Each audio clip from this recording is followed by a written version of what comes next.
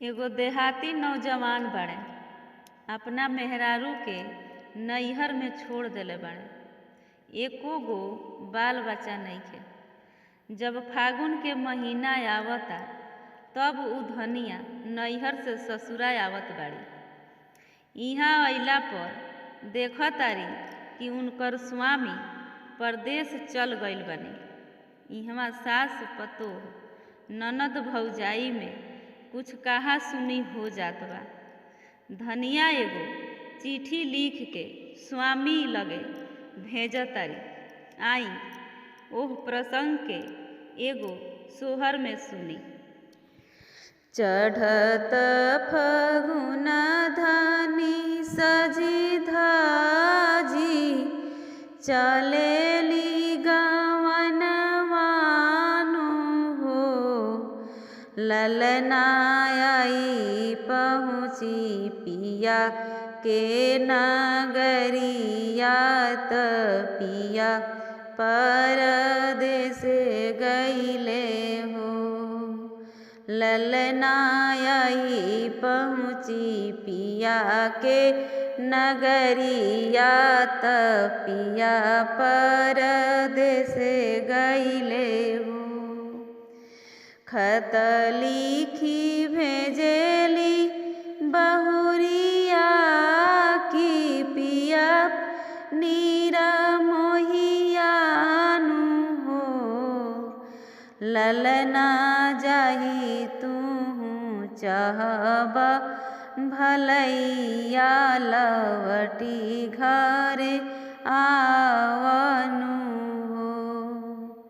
ललना जाही तू चाहबा भलैया लवटी घरे आवनु हो। सासु मोरे कहेली खोजिनिया त ननदी बझिनियानु हो। ललना गिला गो तोहरो कमैया गोदिया हमरो खालिनु हो। ललना गिला गो तोहरो कमैया गोदिया हमरो खालिनु हो। खत पढ़ी सोचेले बलमुआ त मने मुस्कालेनु हो। ललना होते सवेरे लवटी आवेले अंगना में ठड़ भइले हो। ललना होत सवेरे लवटी आवेले अंगना में ठड़ भइले हो। कहाँ बड़ी हमरो दुलरुई त हंसी बतियावेले हो। ललना शुरू भइले प्रेम प्रसंग मधुर रस बरसेनु हो। ललना शुरू भइले प्रेम प्रसंग मधुर रस बरसेनु हो।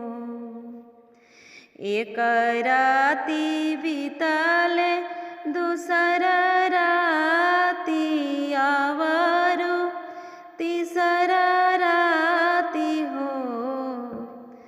ललना बीतत बीतत नव मास होरिल एक जनमेले हो।